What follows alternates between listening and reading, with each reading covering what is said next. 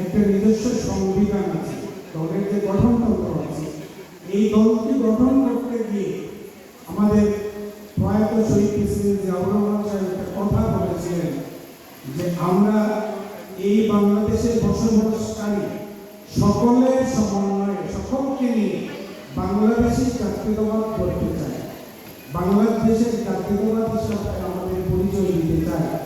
অবশ্যই সেখানে আমাদের সকলের স্ব সংস্কৃতি থাকবে, আমরা যে যেখানে বসবাস করি সেই সংস্কৃতি নিয়ে আমরা সেখানে বসবাস করব, কিন্তু সমন্বিত যে পরিচয়টা হবে আমাদের সেটা হবে জাতীয়তাবাদী আমরা বাংলাদেশ। আমরা যদি কাউকে আমাদের পক্ষ থেকে আমাদের কাছে মনে কষ্ট লাগে, আপনারা যখন আপনাদের কাছে আমাদের কাছে বলেন আপনারা আদিবাসী, কারণ আমাদের কাছে কষ্ট লাগে, এই কারণে কষ্ট লাগে আমরা চাই আপনাদের সকলকে নিয়ে আমরা বাংলাদেশ সরকারের যে একটা উচ্চ পর্যায়ের মানুষ যে সুযোগ সুবিধা ভোগ করে এই দেশে বসবাস করতেছে, আমরা আপনাদের সকলকে সেই সুযোগ সুবিধা দিয়ে ঐক্যবদ্ধভাবে আমরা এই দেশে বসবাস করতে চাই। সেই সমঅধিকারী এর জন্য আমরা সকলে বলতে চাই আমরা সকলে বাংলাদেশি।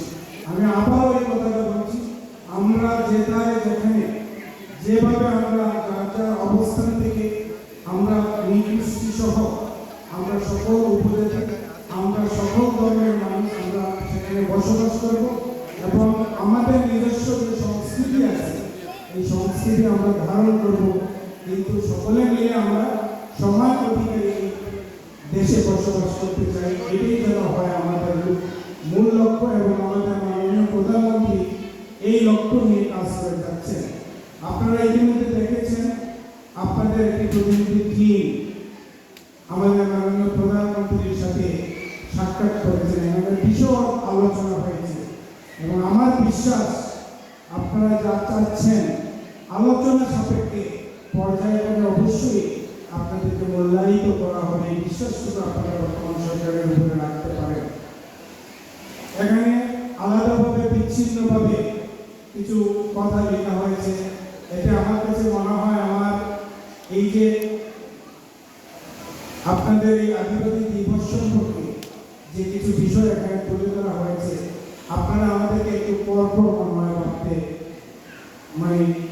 পরপর ভাববেন, আমরা কখনো আপনাদেরকে পর ভাবতে চাই না। এই যে একটি কথা এখানে লেখা হয়েছে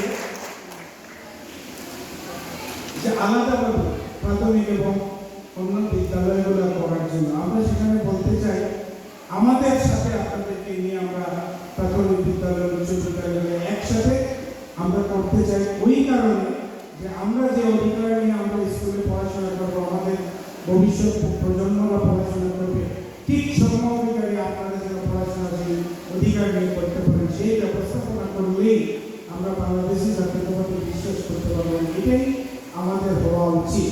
তবে আমি ব্যক্তিগতভাবে এটা দেখেছি, আপনাদের কথাকে আমি উড়িয়ে দিতে চাই না।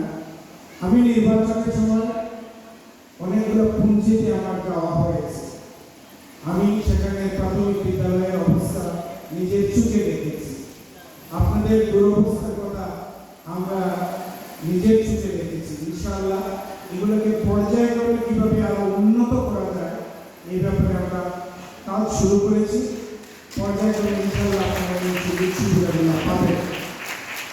এই যে বিভিন্ন উপজাতি মিলে আমাদের যে নৃগোষ্ঠী, আপনাদের যে নিজস্ব যে সংস্কৃতিটা, এই সংস্কৃতিটা বিশেষ করে দুই বড় এলাকায় যারা আমরা বসবাস করি, এই সংস্কৃতি চর্চা করার জন্য আমাদের কোনো বিকশিত কোনো কেন্দ্র নাই, এটা আমরা জানি।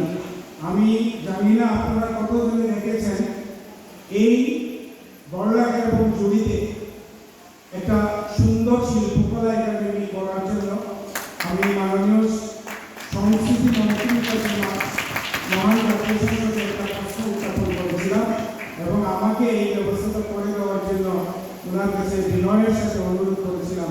উনি আমাকে অলরেডি এই সংসদের ভাষা এবং সংসদের যে সিস্টেম সেইভাবে উনি আমাকে লিখিতভাবে উত্তরে বলেছেন যে আমরা যেন জায়গার ব্যবস্থাটুকু করে দিই, যদি আমরা জায়গার ব্যবস্থা করে দিতে পারি তাহলে দুইটি উপজেলায় উনি দুইটি আপনার এই শিল্পকলা একাডেমি আমাদেরকে তৈরি করে দিবে।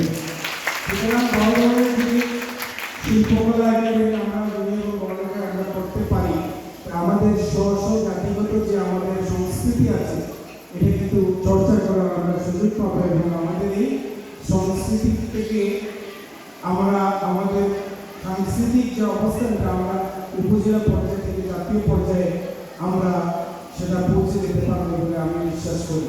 আমি এখানে একটা জিনিস উল্লেখ করতে চাই, শহীদ প্রেসিডেন্ট জিয়াউর রহমানের শাসনামলের কথা আপনাদের এখানে অনেকের সিনিয়র যারা আছেন মনে আছে আপনাদের। এই সরকার ইনশাআল্লাহ সেটা করবে। এই যে বাংলাদেশে ছড়িয়েছে যে টাকা আমাদের যে উপজাতির যে সংস্কৃতিটা, বাংলাদেশে যখন কোনো জাতীয় প্রোগ্রাম হয়, রাষ্ট্রীয়ভাবে আন্তর্জাতিক লেভেলে যখন কোনো রাষ্ট্রের সাথে কোনো বৈঠক বাংলাদেশে হয়, সেখানে কিন্তু একটা সাংস্কৃতিক পরিবেশনা থাকে অত্যন্ত উচ্চমানের।